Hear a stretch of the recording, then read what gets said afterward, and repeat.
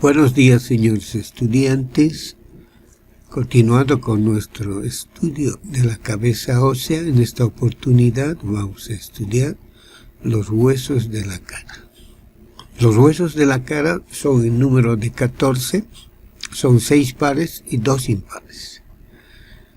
Los huesos de la cara son 2 nasales, 2 maxilares, 2 lagrimales, 2 cigomáticos, 2 palatinos, 2 conchas o cornetes, un vómer y una mandíbula.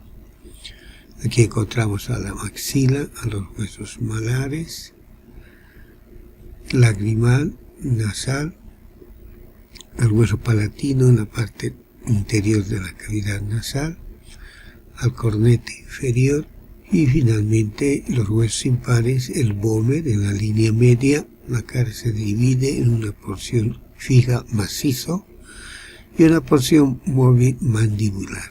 El hueso maxilar es un número par. El hueso maxilar está situado en la parte lateral de las fosas nasales y en la parte superior de la cavidad bucal. La posición anatómica se la determina la apófisis piramidal o cigomática hacia afuera, el proceso frontal hacia adelante y hacia arriba, y el borde alveolar hacia abajo. Este hueso tiene forma cuadrilátera, por lo tanto va a tener una cara externa y una cara interna, un borde superior, borde anterior, borde posterior, borde inferior. Entonces describimos la cara externa del hueso maxilar. La cara externa de la maxila va a tener los siguientes accidentes anatómicos. La pirámide o proceso cigomático, en la cual vamos a observar una cara superior u orbitaria que va a formar el piso de la cavidad orbitaria. En ella vamos a encontrar el conducto infraorbitario que va a desembocar en la cara geniana, en la parte posterior el canal suborbitario que se va a continuar con una pequeña fisura. La cara anterior, denominada cara geniana, vamos a observar el orificio infraorbitario y la fosa canina. La cara posterior va a tener 2 segmentos, un segmento rugoso llamado tuberosidad maxilar, donde vamos a observar pequeños orificios para el paso de los nervios alveolares posteriores, y un segmento externo transversal que va a formar parte de la fosa infratemporal. Va a tener 3 bordes, un borde anterior que va a formar parte de la base de la cavidad orbitaria, un borde inferior que va a unir la cara geniana con la cigomática y un borde posterior donde observamos una muesca que va a ser el paso del nervio maxilar. En la parte anterior a la apófisis piramidal o cigomática vamos a observar las eminencias alveolares, con sus respectivas porciones intermedias que separan estas eminencias alveolares. La más prominente es la eminencia canina. Esta es la eminencia canina, que es sobresaliente, es fácilmente palpable. Por delante vamos a encontrar la fosita canina, o ahora llamada fosita incisiva, porque está por encima de los dientes incisivos. En la 10ª edición del Zubiet se llamaba esta fosita canina, pero como ya tenemos aquí una fosita canina, era preferible cambiarle, y como está por encima de los dientes incisivos se denomina fosita incisiva, antes llamada fosita mirtiforme, porque ahí estaba el músculo mirtiforme. Ahora este músculo mirtiforme ha cambiado de nombre, se llama depresor del tabique. La cara interna de la maxila va a estar dividida por la apófisis palatina en 2 porciones, una porción superior nasal y una porción inferior bucal. La porción inferior bucal es rugosa, va a formar parte de la bóveda palatina y vamos a observar un pequeño canal que se continúa con el canal del nervio palatino mayor. La cara superior es la más amplia. Nos va a llamar la atención el orificio al seno maxilar o hiato sinusal, que va a tener una forma triangular de base superior de vértice inferior.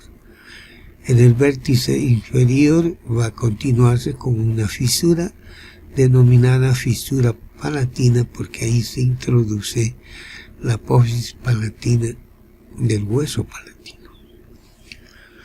Por detrás vamos a encontrar en la parte superior unas semiceldiñas que se van a articular con la cara inferior del etmoides.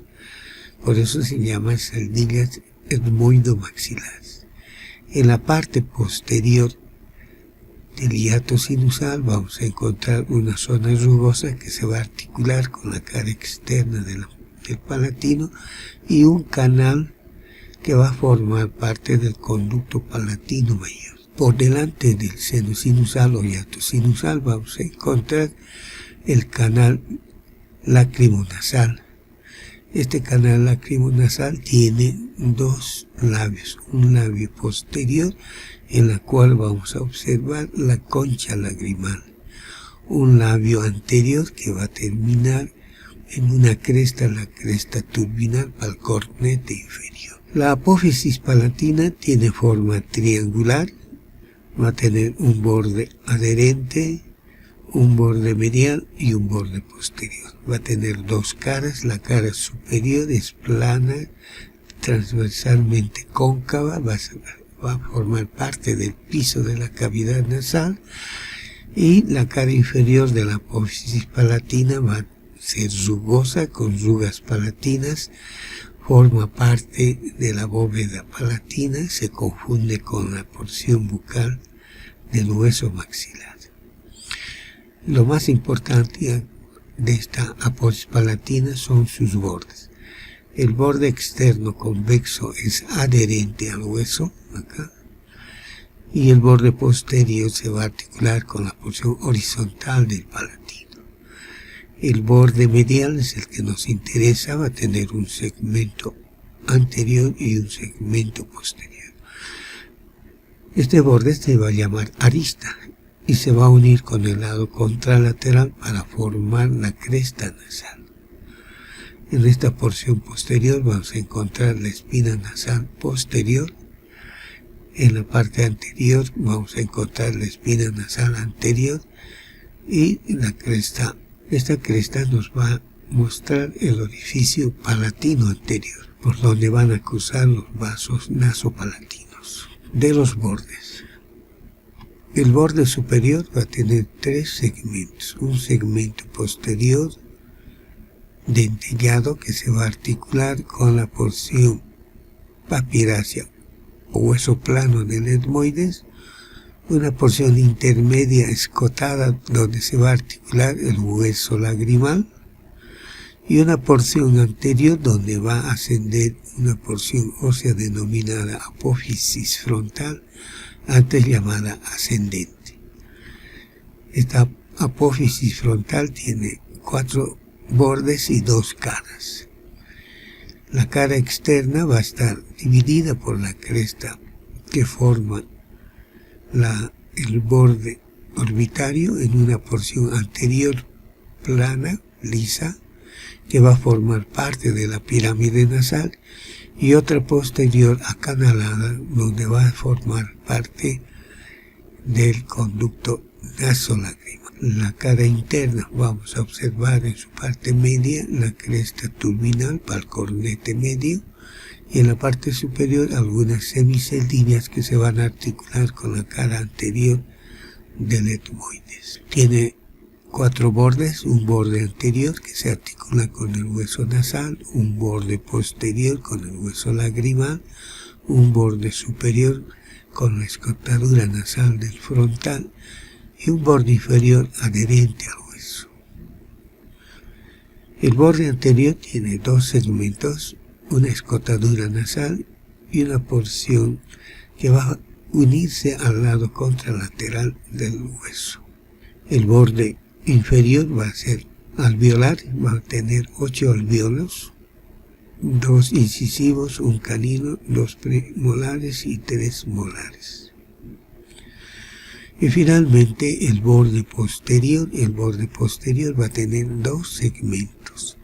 Un segmento rugoso denominado trígono palatino, porque ahí va a descansar la cara palatina o inferior de la apófisis orbitaria del palatino. Una porción intermedia que va a ser parte del ingreso a la fosa pterigo-palatina y una porción inferior rugosa que se va a unir con la apófisis piramidal del palatino. Aquí tenemos al hueso malar. El hueso malar se va a ubicar lateral al hueso maxilar, va a formar parte de la pared externa de la cavidad orbitaria y en la parte posterior y lateral va a formar parte del asa cigomática. La posición anatómica: un segmento o apófisis orbitaria hacia adelante, hacia arriba y hacia adentro. Una tuberosidad denominada tuberosidad marginal o temporal hacia atrás y hacia arriba. Como hemos indicado, este hueso está situado en la parte lateral a la cavidad orbitaria y a los huesos maxilares. Podemos indicar que es un hueso plano porque tiene 2 caras: cara externa, cara interna y 4 bordes. La cara externa es convexa, algo rugosa en los varones por la inserción de los músculos cigomáticos. Vamos a observar aquí un orificio que va a ser parte del conducto cigomático temporal y aquí va a salir como cigomático facial. En la parte posterior se va a insertar el músculo macetero y en el reborde, cerca del reborde, el músculo orbicular. La cara interna va a estar formada por 2 segmentos: un segmento anterior triangular rugoso que se va a articular con la apófisis piramidal o cigomática del hueso maxilar y una porción posterior que tiene a su vez 2 porciones, una porción temporal y una porción subtemporal. Y vamos a observar el orificio malar. De los bordes, el borde anterosuperior es el más importante porque de este borde va a desprenderse la apófisis orbitaria. Esta apófisis orbitaria tiene forma semilunar, otros autores indican que tiene forma cuadrilátera, pero es más semilunar. Va a formar parte de la pared lateral de la cavidad orbitaria. El borde posterior, también llamado temporal, va a presentar una jiba, el tubérculo marginal o temporal. El borde antero inferior va a unirse con la apófisis piramidal de la maxila y el borde postero inferior es convexo y va a recibir las inserciones del músculo macetero. El ángulo superior o frontal, el ángulo anterior, el ángulo posterior cigomático y el ángulo inferior. Entonces, lo que tenemos que recordar de este hueso es la cara externa, la convexidad, la inserción de los músculos cigomáticos, orbicular y macetero. La cara interna va a tener un segmento articular y temporal, 4 bordes. Lo importante es el tubérculo marginal y la apófisis orbitaria. El hueso palatino se llama palatino porque va a formar parte de la bóveda palatina, la porción horizontal. Este hueso es un hueso plano que tiene forma de una letra L, por lo tanto va a tener una porción vertical y otra horizontal. Estos 2 segmentos van a formar un ángulo diedro. La posición anatómica: un segmento angular voluminoso denominado apófisis orbitaria hacia arriba y adelante, y una prolongación horizontal medialmente. Se va a situar, como aquí podemos ver, en la parte posterior de la fosa nasal. Es decir, va a ir a constituir la pared lateral de la fosa nasal y parte de la bóveda palatina. ¿Qué es lo que vamos a observar? Vamos a observar la porción vertical que tiene una cara medialo-nasal, en el cual nos va a llamar la atención dos crestas, las crestas turbinales para el cornete medio y para el cornete inferior. En la cara externa vamos a observar que es rugoso, afractuoso, va a presentar un canal. Vamos a observar los siguientes segmentos. Un segmento anterior sinusal que va a ocluir el hiato sinusal. Un segmento que le sigue posterior, que es el segmento maxilar, que se va a articular con la maxila. Un segmento pterigomaxilar. Este segmento pterigomaxilar es parte de la maxila con el canal del nervio palatino mayor y de la apófisis pterigoides. En este segmento pterigomaxilar encontramos, por lo tanto, el surco del conducto palatino mayor. En este caso sería canal palatino mayor. Y un segmento posterior que va a tener a su vez dos porciones, una porción superior, segmento pterigoideo, un segmento inferior que se va a articular con la escotadura de las apófisis pterigoideas. Por eso que lleva el nombre de pterigoides y va a formar parte de la fosa pterigoidea. Aquí tenemos las conchas o turbinas. Estos huesos son huesos planos, van a estar situados en la parte lateral e inferior de la cavidad nasal y va a tener dos caras, una cara interna que se va a aproximar al tabique nasal y una cara externa que se va a articular al hiato maxilar. Va a presentar una cara interna convexa, rugosa, tapizada por mucosa y una cara externa cóncava que va a formar parte del meato inferior, donde va a desaguar el conducto lacrimonasal. El borde superior es el borde importante.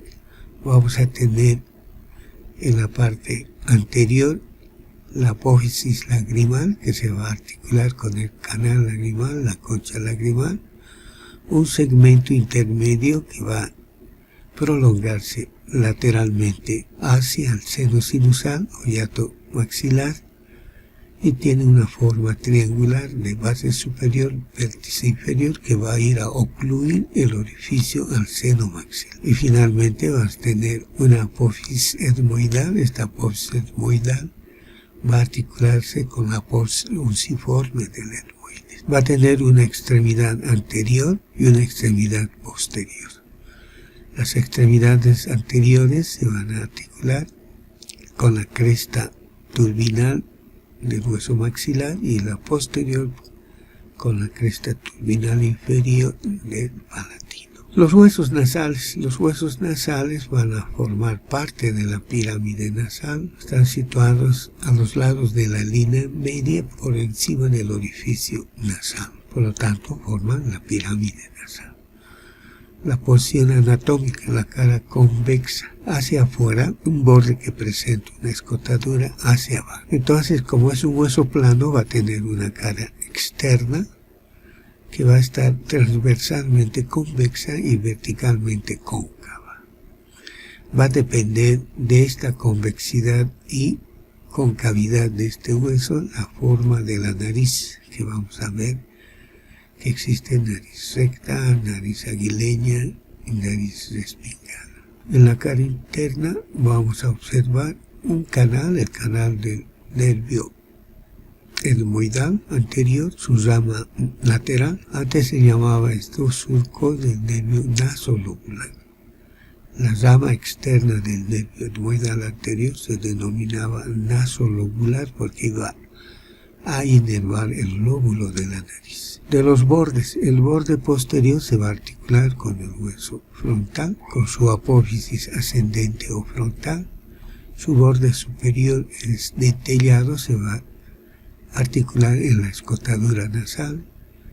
su borde inferior es escotado, se va a articular con el cartílago de la pirámide nasal. Luego tenemos al hueso lagrimal, va a formar parte del conducto nasolagrimal, de ahí su nombre de lagrimal, antes llamado unguis. Unguis significa uña, por lo tanto se parecía para algunos autores a una uña, pero más propiamente dicho debemos llamar hueso lagrimal porque forma parte del conducto lacrimonasal. La porción anatómica, el amurus o gancho en la parte inferior, externa y dirigida hacia adelante. Como es un hueso plano, tiene una cara externa y una cara interna. La cara externa está dividida por una cresta lagrimal que va a terminar en la apófisis unciforme. En esta cresta lagrimal se va a insertar el ligamento de flejo de ligamento palpebral interno. Y en la apófisis unciforme se va a insertar el músculo de Horn. De esta cara, la porción posterior forma parte de la pared interna de la cavidad orbitaria y el segmento anterior forma parte del canal lacrimonasal donde se va a alojar el seno lacrimal. La cara interna está igualmente dividida por un canal que es el reverso de la cresta y que se va a dividir en un segmento anterior y un segmento posterior. Vamos a observar pequeñas semiceldillas que se van a articular con la cara anterior de las masas laterales del etmoide. De los bordes, el borde posterior se articula con el hueso plano del etmoides, el borde anterior con la apófisis frontal de la maxila, el borde superior con el frontal y el borde inferior que va a articularse con el borde superior de la maxila para formar el conducto lacrimonasal. Ahora entramos a la descripción de los huesos impares. Uno de los huesos impares es el hueso Böhmer. Böhmer significa arado y se asemeja al arado egipcio. Es por eso que le han denominado con el nombre de Böhmer, es decir, arado. Es un hueso plano que se va a situar en la línea media y va a formar parte del tabique de la cavidad nasal. La porción anatómica.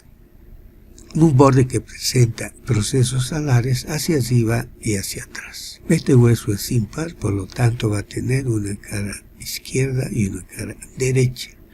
En ello vamos a observar el recorrido de un canal, el canal del nervio nasopalatino, que va a estar acompañada por su arteria. De los bordes, el borde superior es el más importante, va a tener un canal y dos procesos alares. Este borde se va a articular con la cara inferior del esfenoides, con la cresta esfenoidal inferior, el cual va a formar un conducto, el conducto esfenoboveriano. Las alas se van a unir a la cara inferior del esfenoides. El borde anterior se va a articular con la lámina perpendicular del etmoides con su borde postero inferior. El borde posterior es libre, va a formar parte de las cuanas y el borde inferior va a articularse con la cresta palatina. Finalmente entramos al hueso mandibular. Mandibular quiere decir masticar. Este hueso se va a ubicar en la parte inferior del macizo facial, es la parte móvil de la cara, se va a situar por lo tanto por debajo de la cavidad bucal. Es un hueso irregular y su porción anatómica es fácil de determinar. La porción más convexa hacia adelante y el borde alveolar hacia arriba. Si clasificamos este hueso, lo clasificaríamos como un hueso irregular, pero si cortamos el hueso se convierte en un hueso plano. Y este hueso plano tiene una cara externa y una cara interna. ¿Qué nos va a llamar la atención de la cara externa? En la parte más anterior, la eminencia mentoniana, el orificio mentoniano, la cresta oblicua externa, donde se van a insertar los músculos depresor del labio, depresor del ángulo de la comisura, músculo cutáneo del cuello o platisma, vamos a tener en la parte anterior superior eminencias alveolares y en la parte posterior va a ser lisa. En la cara interna vamos a ver las apófisis genis, la fosita sublingual, la cresta oblicua interna o miloioidea. Por debajo y posterior vamos a encontrar la fosita submaxilar. Esta porción anterior, que se denomina cuerpo del hueso mandibular, va a tener un borde superior alveolar donde se van a articular los dientes, 2 incisivos, un canino, 2 premolares, 3 molares. El borde inferior es libre, romo.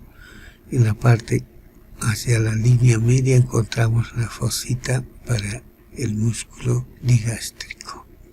En la parte posterior vamos a encontrar las ramas de la mandíbula, antes llamada ramas ascendentes de la mandíbula. Es también cuadrilátero y tiene 2 caras, una cara externa. En esta cara externa, cerca al ángulo posterior inferior, encontramos rugosidades para la inserción del músculo macetero. La cara interna nos va a llamar la atención el orificio de entrada al conducto alveolar o dentario inferior. Este orificio va a estar flanqueado por la parte anterior por la espina mandibular, antes llamada espina de Spick, y otra pequeña, la antilíngula. Del borde inferior del orificio encontramos un canal, el canal para el nervio miloioideo. Luego encontramos en la parte cerca al ángulo posterior inferior rugosidades para el músculo pterigoideo interno. De los bordes, el borde inferior va a presentar una escotadura para la arteria facial. El borde posterior tiene una forma de S itálica. El borde posterior más el borde inferior van a formar un ángulo de 125 grados. El borde anterior tiene 2 labios, un labio externo que va a continuarse con la línea oblicua externa y un labio medial que se va a continuar con el borde superior del cuerpo de la mandíbula.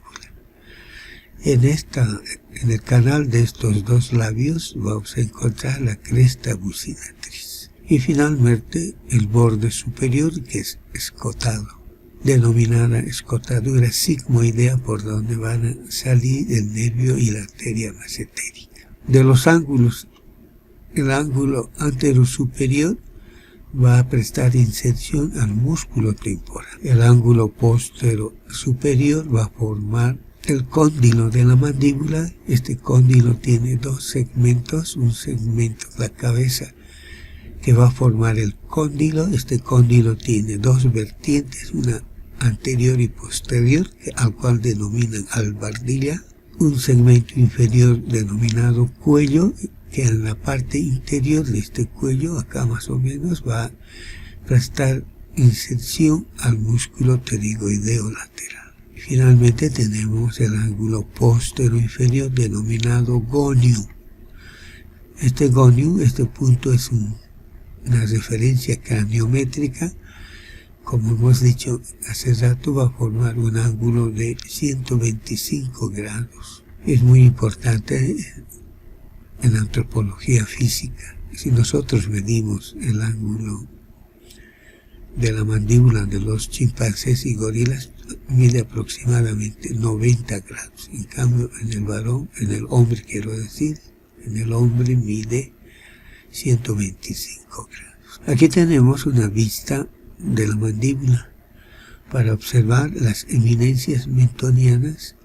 La parte de la unión de estas porciones se denomina sínfisis mentoniana.